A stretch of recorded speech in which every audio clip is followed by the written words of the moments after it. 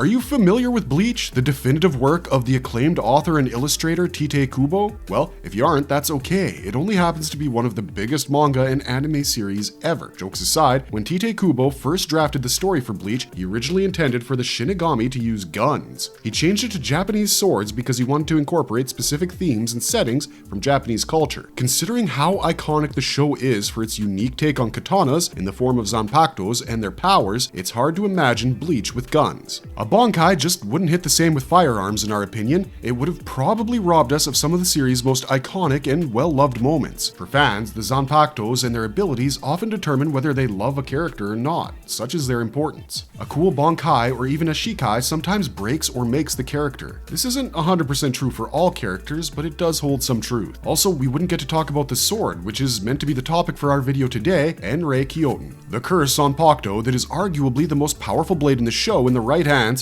and probably has one of the most broken abilities. The Zanpakuto is an intrinsic part of a Shinigami, with each one being unique and belonging to just that individual. Where Enrakyoten already stands out from the rest is that it doesn't belong to any one single person. It's introduced in the 3-part light novel for Bleach called Can't Fear Your Own World. We'll be talking about its powers, flaws, wielders, origin, and its place in Bleach's canon. So let's get right into it. Origins of Enrakyoten, the law of bewitching lucid mirror. Enrakyoten is the family heirloom and Zanpakuto of the Suna Yashiro family, the most dominant of the 5 noble clans of Bleach. Its origin is steeped in mystery, but we can easily hazard a calculated guess. The ancestor of the Suna Yashiro clan was one of the 5 ancestors who betrayed the Soul King to steal his powers during the Primordial Age. The Soul King was a godlike being who wielded a powerful blade in his fights against the Menos, called Amino Musuha. The sword was the first ever spirit weapon and is considered to be the precursor to all spirit weapons like the Zanpakuto. Being the weapon forged and wielded by the Soul King, it's only natural to assume that this sword was more powerful than anything we've seen in Bleach. After the betrayal of the Soul King, the 5 ancestors were all afraid of the blade's power. One of the popular theories is that considering the blade was too powerful, it was shattered and reforged into 5 lesser swords. The 5 ancestors took these blades and made them their family treasures, each a symbol of their betrayal, and the sword's powers were largely influenced by the clans they went to. Another theory states that Amino Musuha was not shattered, but sealed by the Shiba clan, using a technique that would require the Ryotsu of all 5 clans to free it. The people who believe in this theory say that the Enrakyoten was made to copy the abilities of the Amino Musuha. This was, however, impossible to do without the soul of the person being wholly obliterated in the process. These are the 2 origins of the Enrakyoten, one of the oldest and perhaps the most powerful of all Zanpakutos. The owners of the Cursed Blade.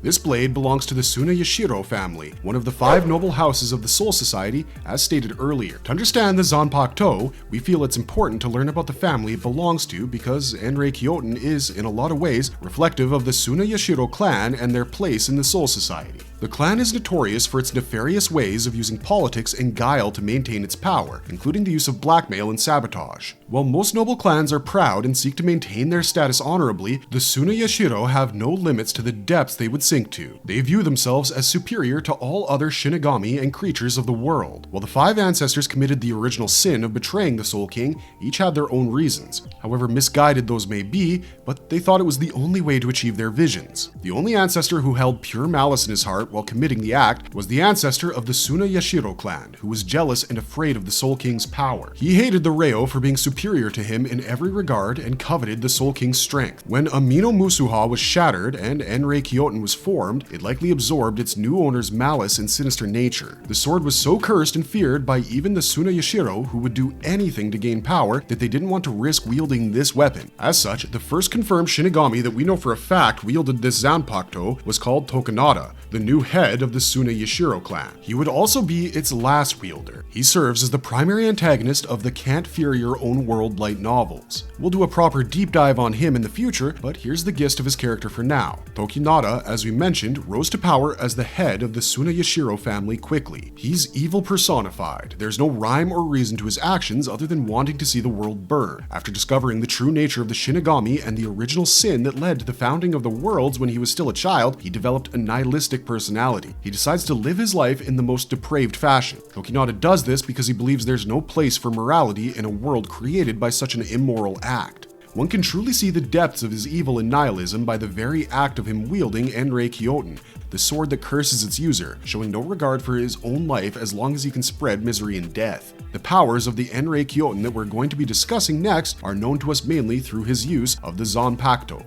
Powers and abilities. The Enrakyoten, just like the family that owns it, is highly duplicitous in nature. We know that a Zanpakuto's powers can be released in two stages: the Shikai, which is a partial release, and the Bankai, where the powers of the sword are fully unleashed. In order to release the Zanpakuto, its owner must say the sword's name along with a release command. The commands vary for the Shikai and the Bankai. For example, when a Byakuya Kachiki releases his Zanpakuto in the Shikai state, he has to say the release command, which in his case is scatter, Chire in Japanese, followed by the name of his Zanpakuto, Senbonzakura. When he releases his Bankai, it's quite similar, with him having to say the name of the Zanpakuto along with its actual release command, Senbonzakura Kageyoshi. Bankai is an extremely rare state and cannot be achieved by everyone. It requires the Zanpakuto spirit and the Shinigami to be in tune with each other, elevating both of their powers to great heights when fully released. The Enrakyoten doesn't suffer from this limitation, as it is a Shinken, a sword with no single master, as it is the family treasure of the clan to which it belongs. As such, we suspect if the wielder has enough Ryotsu,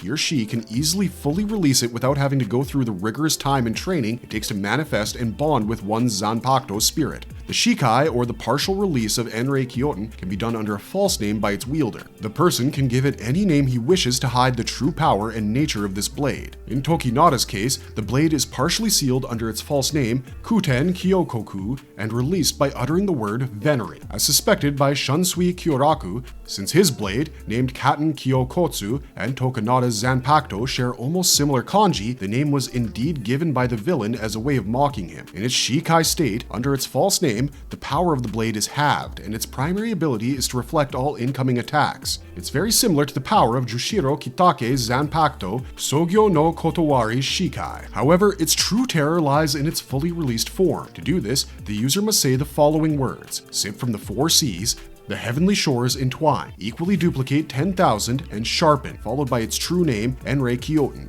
Upon doing so, the sword releases a terrifying malicious aura and its blade begins to disappear. Enrakyoten in this state can mimic the abilities of any object that can be termed as a blade. Therefore, depending on the user, it can copy any Zanpakuto and even resurrection abilities. The fact that the blade disappears when it unleashes its true power to copy abilities might be reflected in the covetous nature of the Suna Yashiro family, who have long reigned as the dominant house of the Soul Society by riding on the achievements of outsiders, manipulating people and events to take credit for others' works. We'll discuss the limits of Enrakyoten in just a bit after we finish explaining its abilities. In the Can't Fear Your Own World light novel, we see Tokinada using a wide variety of abilities. Just so that you understand how overpowered this Zanpakuto is due to the amount and types of abilities it's able to wield, we're going to name a few of them. Tokinada is seen using Byakuya's Senbonzakura Kageyoshi, Kira's Wabisuke, Yamada's Hisagomaru, Yamamoto Gen Ryusai's Ryujinjaka, and perhaps the most broken ability in all of Bleach, Aizen's Kyoka Shigetsu and Kuruyashiki Kenpachi's Gagaku Kairo, to name a few. The last ability we mentioned might have given you an additional clue to the extent of this Zanpakuto's ability to copy things. Kuruyashiki Kenpachi is not present on the battlefield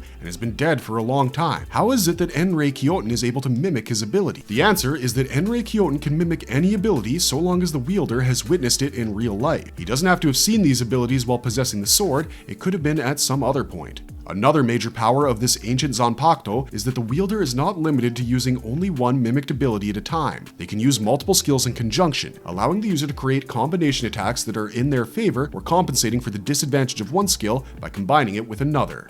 Limitations and flaws. Normally, when an ability or item is so broken and powerful, using them exacts some sort of toll on the user. We must not forget that despite all of its glorious power, Enrakyoten is still a cursed blade, and it receives this moniker for a reason. Before we get to that though, let's talk about some of its more basic flaws. Even though the sword is able to flawlessly copy any ability that its wielder has observed, the copied ability is only as strong as the user's Ryotsu. However, this might not entirely be a flaw depending on the ability in question. For example, when Tokinada uses Hisagomaru to heal his fatal wounds, it shows that even though Hisagomaru had never been used to heal such severe injuries, Tokinada was able to increase the effectiveness of this ability due to him having greater Reiatsu than the skill's original owner, Yamada. On the flip side, when he uses Yamamoto Genryu Sai's Ryu Jinjaka, Shunsui comments that the flames produced by Enrakyoten are nothing but a pale imitation of the flames of the original. Another limitation of the Enrakyoten is even though its copying abilities extend to anything that can be termed a blade, meaning technically the user can copy an Espada's Resurrection, however this is not possible for most Shinigamis as they lack the hollow Reiatsu to do so. We see this when Tokinada tries to copy Zangetsu. The results are subpar due to Ichigo being a creature of multiple natures. Of course, if you're a Visored or Ichigo, given that you have enough Reiatsu, you can easily copy Resurrection as well. This limit is not truly a limit of the sword as much as it is a limitation caused by the user. The most significant price that the user of Enrakyoten has to pay, however, would be the fact that once you wield this cursed Shinken, it slowly drains you of your life force and Reiatsu. Prolonged usage of this Zanpakuto will eventually lead to the death of its wielder. It seems like an appropriate price that would be exacted by an evil vampiric sword that allows the user to shortcut to such immense power. This is the true reason why the blade was not wielded by many members of the Tsunayashiro clan.